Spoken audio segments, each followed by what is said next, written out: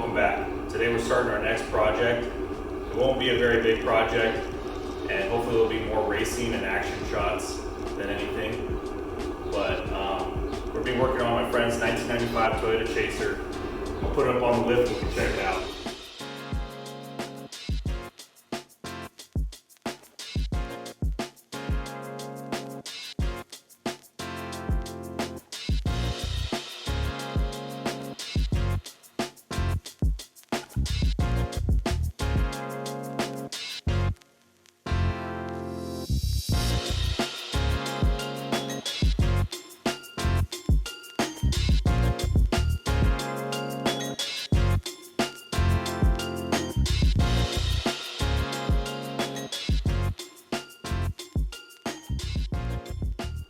Alright, so it's a 95 Toyota Chaser, so obviously it's a 1JZ.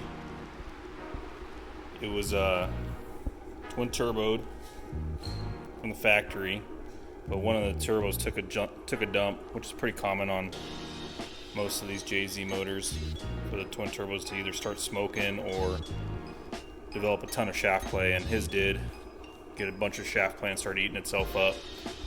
So he actually bought the same manifold we did for the IS300, and this is actually the first turbo we put on the IS300. And then he's running the same wastegate and blow-off valve as us, the VS Racing stuff. So all we're gonna do, since it was already turboed, he already has his intercooler, and it's all really clean, factory style stuff here. Dumps down there because it's got the GTE manifold. I'm not sure what kind of intercooler it was. I thought it was a Mishimoto, but I could be wrong. Probably am wrong. And this is where, right here is where it dumps out. So all we have to do is connect it to the turbo, and then we have to build a downpipe and mate it up to his factory, or to whatever exhaust he has, and then weld in the O2 bung and weld in the blow-off valve, I guess. I think that's all we have to do. Let's get it up in the air and see what he's got going on underneath. All right.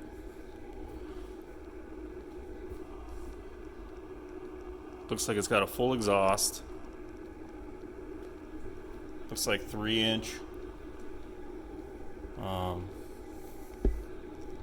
guess 2 mufflers. It's not really.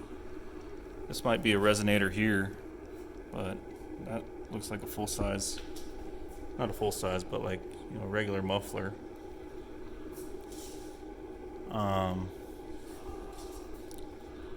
It is the R154 tranny, he said. I'm not really sure. I don't know him well enough to identify him. And then looks like it's coilovers all the way around, upper A arms.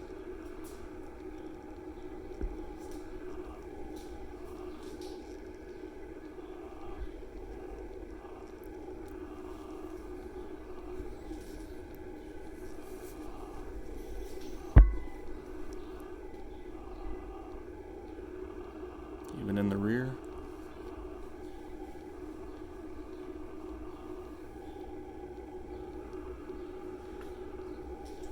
So he has the mid pipe that was here before. So we just gotta connect the down pipe to it, modify it, and probably, I don't know, maybe reduce it, because I think the other part was a little bit smaller diameter. Oh, okay. Yeah, so it's a Blitz intercooler. That's cool. Yeah, it all looks like a really clean setup as far as the bends and everything. It's obviously got some miles on it, but still works good, I'm sure. He's got a front lip for it too, but we had to take it off to load it on the trailer. Well, let's get started. He already got started on this build.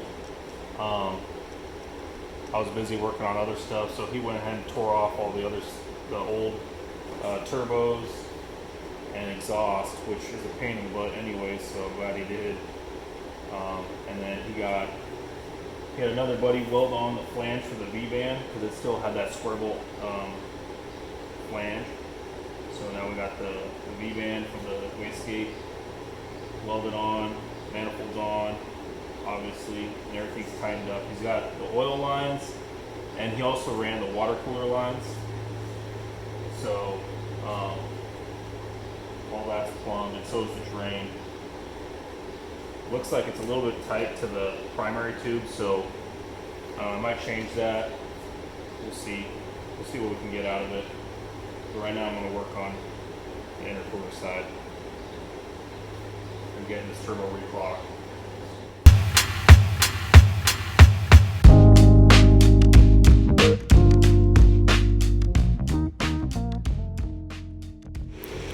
Alright guys, I got a plan here now.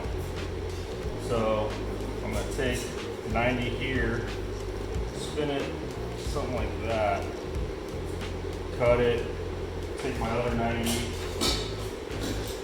cut it, and basically get it to turn that way, weld those together. And I put a 90 boot here.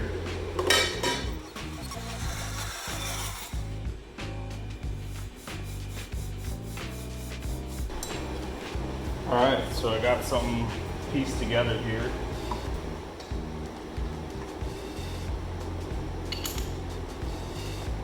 I'm going to put this here like that.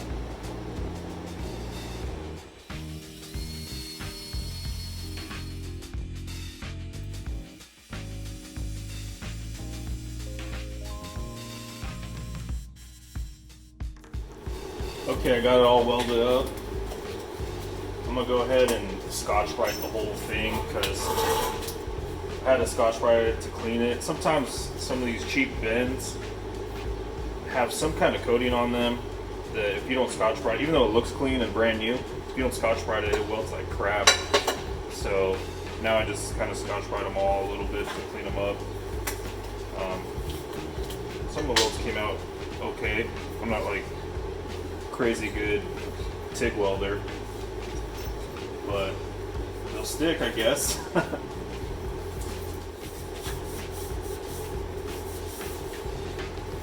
Alright, kind of hides some of the scratches, some of the bigger scratches, and just makes it all like a brushed aluminum finish. But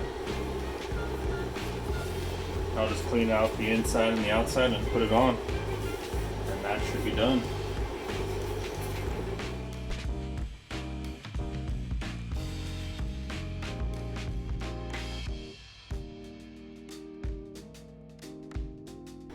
You can get a look at it, how it fits in there. I think it looks pretty good.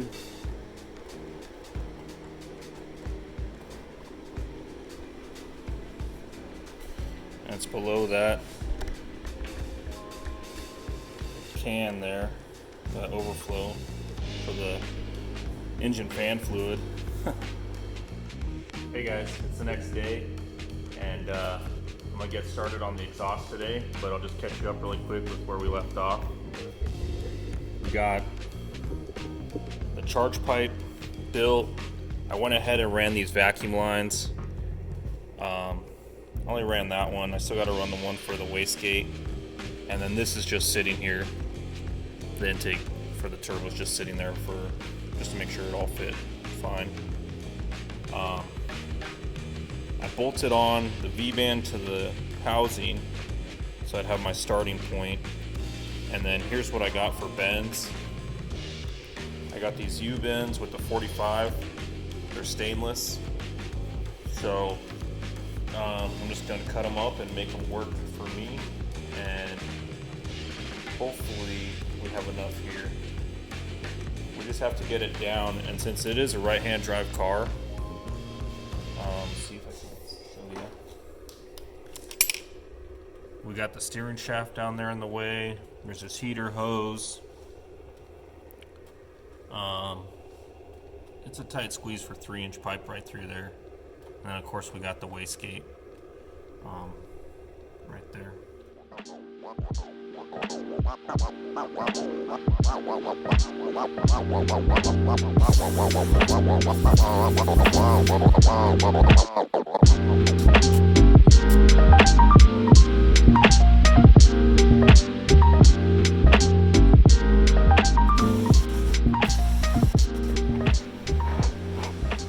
Okay guys, I got something pieced together here. You can check it out. It was a lot of grinding and sanding and going back and forth, so I didn't record all that. But here's what I got. So you can kind of see we got a seam up there, comes down, and then I got a little pie cut. It's a pie cut, but it's a pie of the U, so it does have a radius on it.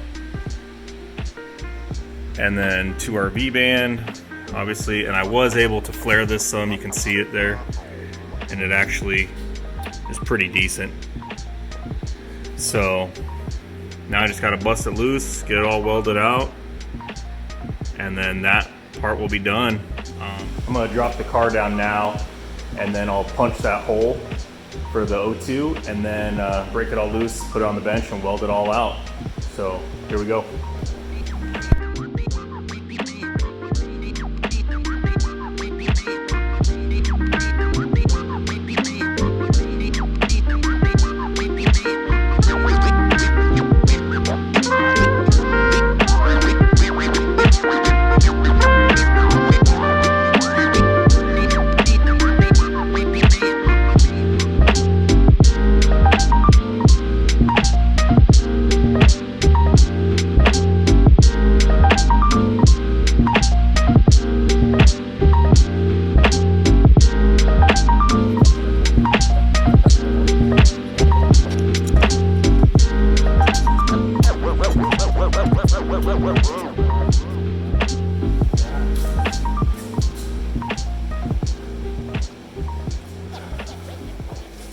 Tighten it up and put the vacuum lines on. So if you're just running this simple setup with the spring for regulating, you'll just run a vacuum line from the bottom port of the wastegate straight to the turbo, and that's what we're going to do. My buddy's going to show up here in a minute with the vacuum line, and I think we're going to heat wrap a couple lines, some of the coolant lines for the turbo, and then put some oil in it and maybe take it for a spin. So we'll catch up with you guys then. First fire up.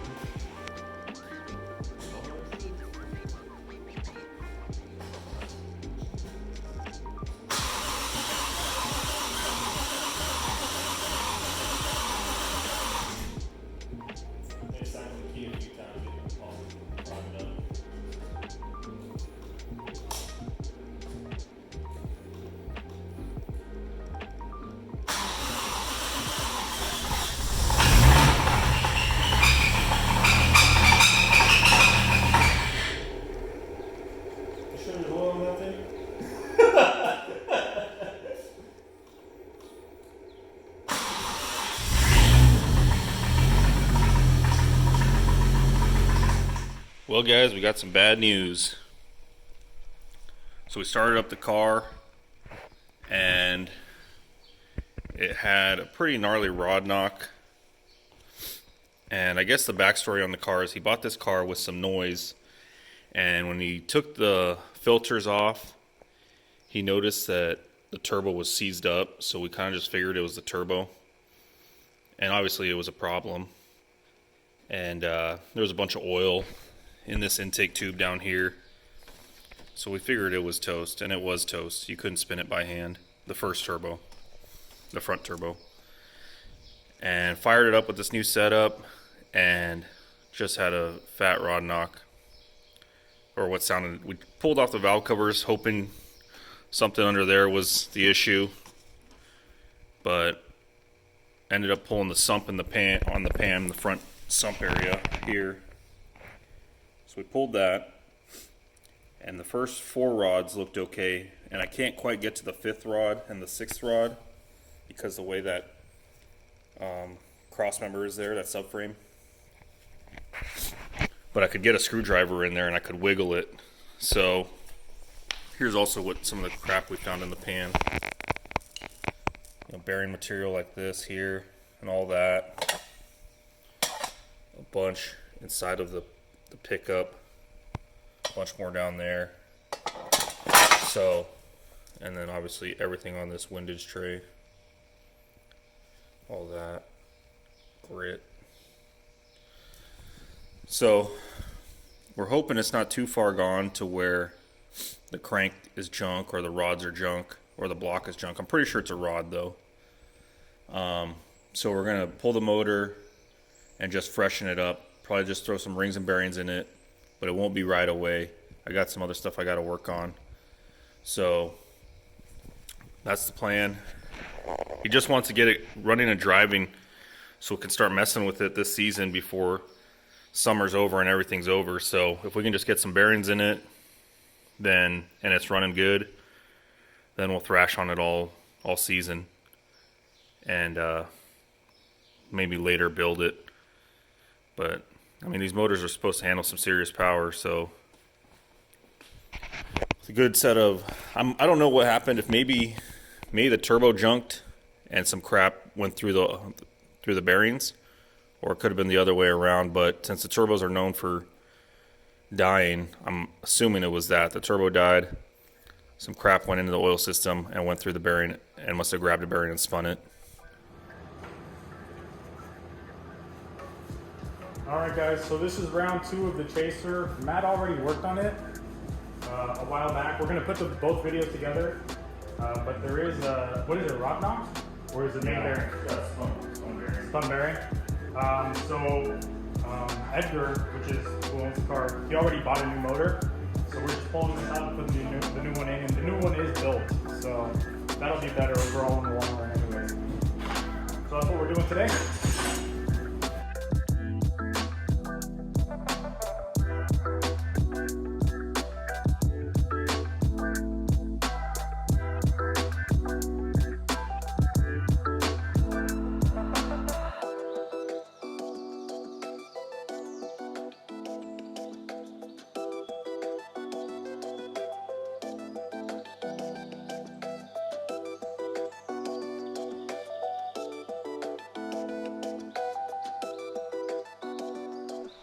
Okay guys, here's a quick update where we're at right now. We got the old motor right here stripped down, and then we got everything on the new long block. I don't think we really showed the long block, but the head is all brand new as far as machining and everything. We had to swap out the water pump that they had on there because it was just this regular water pump, where this one I think has 2 impellers, one to drive the fan, the hydraulic fan, and then one to drive the water pump action. Everything else on there, we cleaned some of it. It was all pretty grimy. We didn't clean any of this stuff here.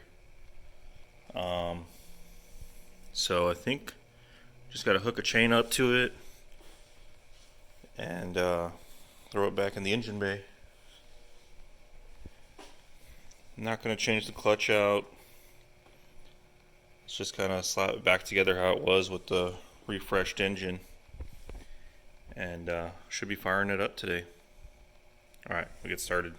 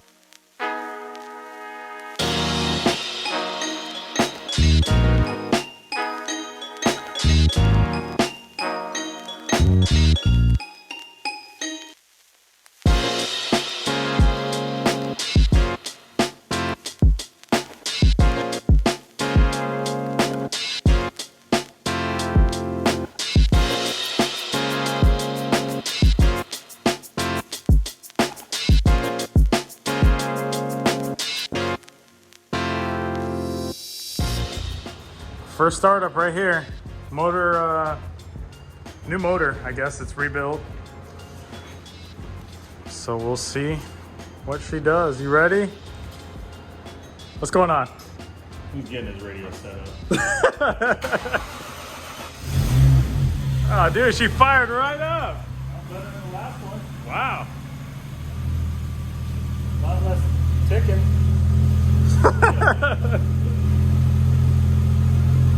Awesome. So I think we'll let her idle, right, for 20 minutes?